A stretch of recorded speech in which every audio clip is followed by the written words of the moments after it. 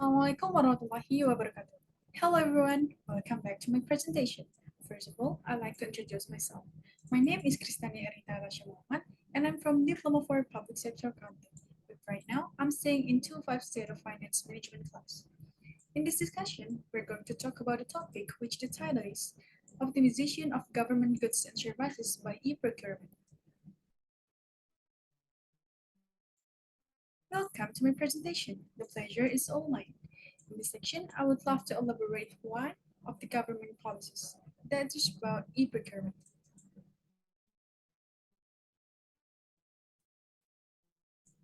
Looking at this discussion outline, we're going to have at least 6 points to know more detail.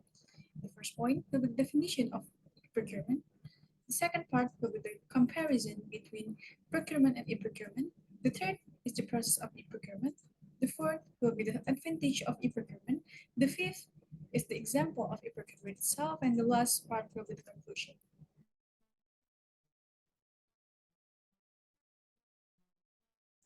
The first part will be the introduction. In the introduction part will consist of definition of e-procurement. Did you guys know what is e-procurement? E-procurement is a state of existence of government goods and services that are made electronically and web-based to make use of communication technology and information that enumerate public auction. It is held by the Procurement Agency, Ministry of Finance, State Property Management, and Procurement Bureau.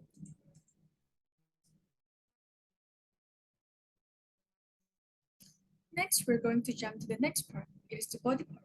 In the first part of body part, I want to tell you about the difference between procurement versus e-procurement. First, as you can see, the comparison in the vendor search. In the conventional method, it should be searched manually, like come to the place, while the e-procurement is available on website and apps, or just buy online.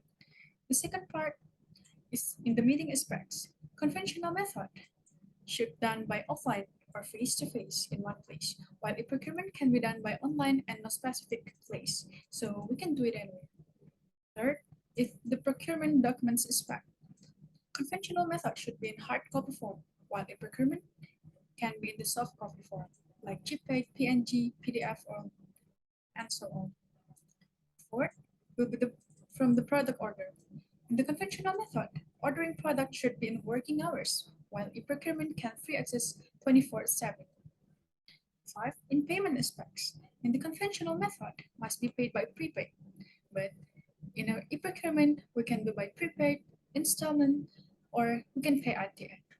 The 6 is delivery aspects. The conventional method doesn't guarantee safety because it is difficult to monitor, but the e-procurement will be easily monitoring because of cooperation with expedition company. Next, after discussing about the comparison between the traditional method and the electronic method, now we're going to discuss the e-procurement process. So, here the process. First, it is started from the request of the goods or services by the government.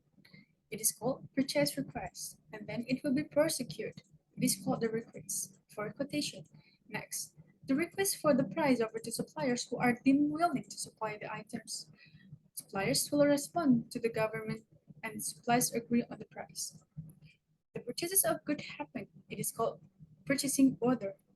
Once the bill is done, the payment will be made according to the agreed payment scheme with the suppliers.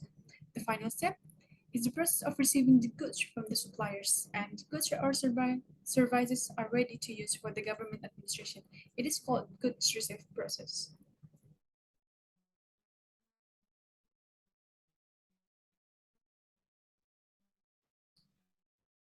Next, when we apply this e-procurement, we can get some benefits. They are, first, it can save time and energy. As we can see from the previous slide, e-procurement can be accessed anytime and anywhere, so there will be efficiency to get goods and services. The second, there will be cost efficiency compared to the traditional method. It is because all process can be done by online. No transportation and accommodation costs, no cost to have meeting in some place, no consumption costs, and so on.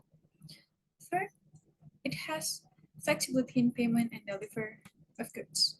Fourth, with e-procurement, the transparency procurement will happen. The fifth is reducing human error. It is because all process done with machine, so it can minimize the human error comparing to the traditional method. The next is the last part of the body part. It is the example of e-procurement itself. One of the most famous e-procurement is Bineka e-procurement. It is a service created by B2B or business to business e-commerce to make it easier for the government or private sector to procure goods and services. The benefits are time efficiency, good administration, easy and work coordination and monitoring budget, and so on.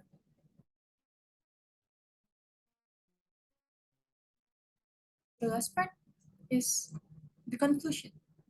So in this slide, we are going to conclude what we have already discussed previously. In this digitalization era, conventional an, an electronic system is more helpful than the conventional one. It is also happened in the procurement process. The implementation of e-procurement is very essential so that the procurement of goods and services can run well and be more focused. It is intended to improve and ensure efficiency, effectiveness, transparency, and accountability in the spending of state money to achieve the nation goals for the welfare of all elements involved in Indonesia. Okay, it's the final slide. It is the end of the discussion. I hope what we have already discussed will be beneficial to all of us and give the positive insight to our life. That's all from me. I'm sorry if I made mistake, and see you again in the next discussion. Assalamualaikum warahmatullahi wabarakatuh.